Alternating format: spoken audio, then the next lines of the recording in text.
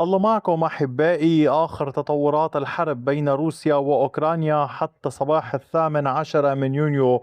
الجيش الروسي يوسع تقدمه في جبهات كثيرة، وكذلك ضمن مدينة كوستانتينيفكا وجبهات ليمن، وأيضا في خاركيف وكوبيانسك.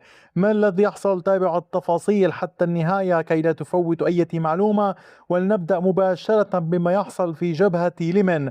هنا الوحدات الروسية تضغط بقوة في هذا الاتجاه من المدينة. كما تلاحظون الجيش الروسي بات يتحرك وسط الغابات بشكل أكبر وأقرب إلى المدينة، ووصل إلى مشارفها من هذه الجهة. الجيش الروسي فرض سيطرته على هذه المنطقة هنا باللون الزهري كما تشاهدون أمامكم. هذا التقدم كان بعمق الكيلومتر وامتداد 820 مترا كحد أقصى. الوحدات الروسية تواصل الضغط أكثر فأكثر على الوحدات الأوكرانية. دعوني أشير إلى عدة نقاط هامة جدا لفهم المعركة أكثر. القوات الأوكرانية لا تزال متمركزة بشكل رئيسي في المنطقة هنا، وتحاول التصدي لهجمات الجيش الروسي وإيقافها لمنع الجيش الروسي من الدخول على طول هذا الطريق نحو المدينة. هذا أولا، وأيضا على طول الطريق الموجود هنا. ثانيا، الوحدات الأوكرانية كما أشرت لكم في آخر مرة تحدثنا بشكل مفصل عن المعركة.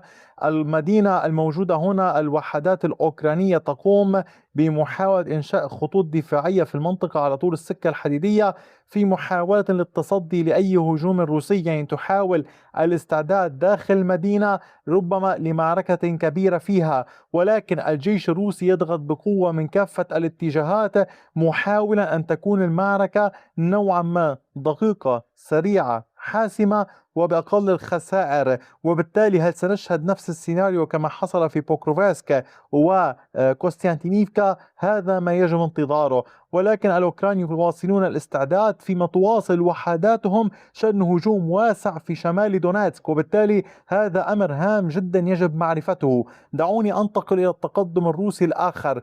هنا بالمقربة من المدينة أيضا الوحدات الروسية تحركت لتسيطر على هذا الموقع الأوكراني.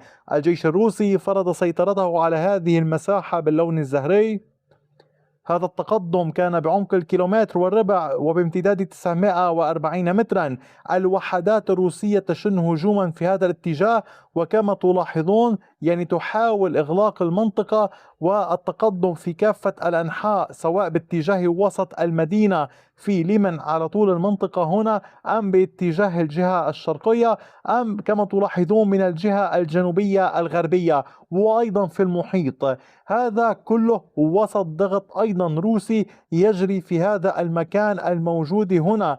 الوحدات الروسية تحاول شن بعض الهجمات المضادة لإغلاق المنطقة مجددا لحماية زاريشني من أي هجوم أوكراني مضاد أكبر.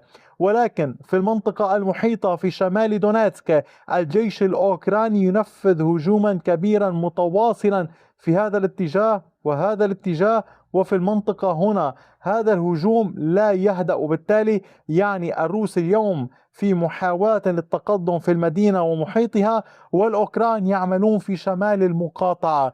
نحن اليوم أمام طرفين يضغطان بقوة.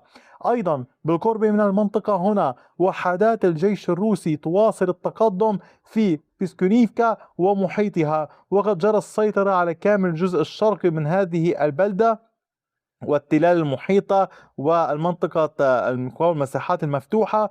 هذه المنطقة هنا باللون الزهري كما تشاهدونها.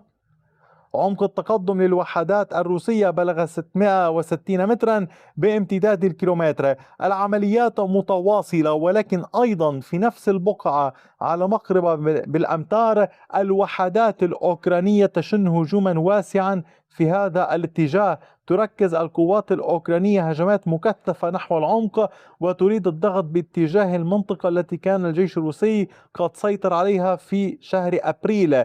لذلك اليوم كلا الطرفين يهاجمان، وهذا يصعب الأمور أكثر فأكثر. أما المعركة في ري أولكسندريفكا لا تزال على حالها. أما ما يحصل في جبهات خاركيف فهو كالتالي. في جبهات كوبيانسك الجيش الروسي وسع سيطرته إلى الشمال الشرقي من كوليسينكيفكا، مسيطرا على هذه المنطقة الموجودة أمامكم باللون الزهري. هذه المساحة الموجودة هنا الجيش الروسي سيطر عليها. هذا التقدم الروسي بعمق 1.56 كيلومتر، ب 54 كيلومتر بامتداد 1.76 كيلومتر. العمليات لا تزال مستمرة لربط مناطق السيطرة ببعضها البعض ومحاولة إحراز تقدم أكثر شمالا على طول المنطقة هنا للدخول باتجاه لوشكيفكا، حيث يعني وحدات الجيش الروسي تحاول الضغط أكثر فأكثر بهذا الاتجاه، ويقابلها من الطرف الشمالي عمليات مستمرة منذ فترة طويلة في هذا الاتجاه من اتجاه نوفو أوسينوفي. يعني اليوم الجيش الروسي يعمل في هذه المنطقة ضمن جبهات خاركيف. أما فيما يتعلق بالعمليات باتجاه فولشانسك، كان هناك توسع للوحدات الروسية. توسيع منطقة السيطرة هنا كان في محيط فولشانسك جنوبا على طول المنطقة. تقدمت القوات الروسية مسيطرة على كامل هذه المساحة باللون الزهري أمامكم. عمق التقدم للوحدات الروسية بلغ 1.82 كيلومتر بامتداد 3 كيلومترات وربع.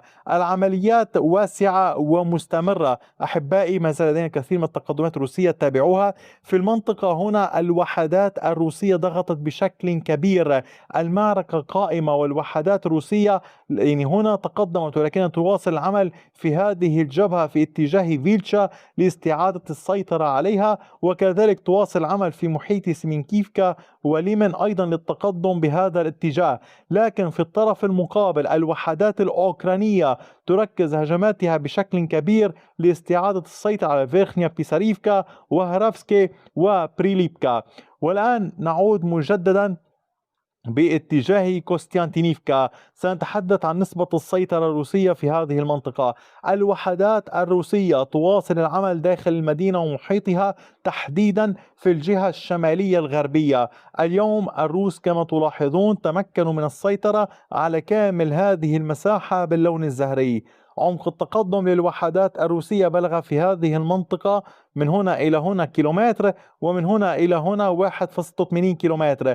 العمليات الروسية مستمرة، الضغط يتزايد، وتبلغ نسبة السيطرة الروسية 68.58%، ونسبة السيطرة الأوكرانية 18.52%، والمنطقة الرمادية 12.9%. هذه هي نسب السيطرة في كوستيانتينيفكا. العمليات لا تزال مستمرة وقوية في كافة الأنحاء هنا.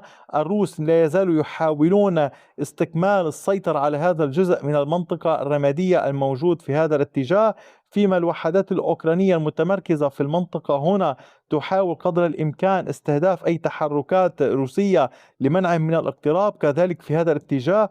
وفي هذا الاتجاه يعني القوات الأوكرانية تحافظ على وجودها هنا وفي المنطقة المحيطة، يعني تحاول قدر الإمكان منع الجيش الروسي من تحويل هذه المنطقة من منطقة رمادية إلى سيطرة روسية.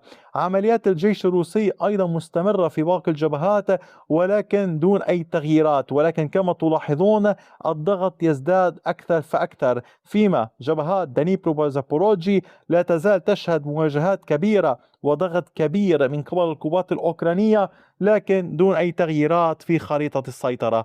أحبائي أدعوكم مجددا لدعم القناة، مشاركة الفيديوهات، وشكرا لكم دوما على كل شيء، وإلى اللقاء بفيديو آخر.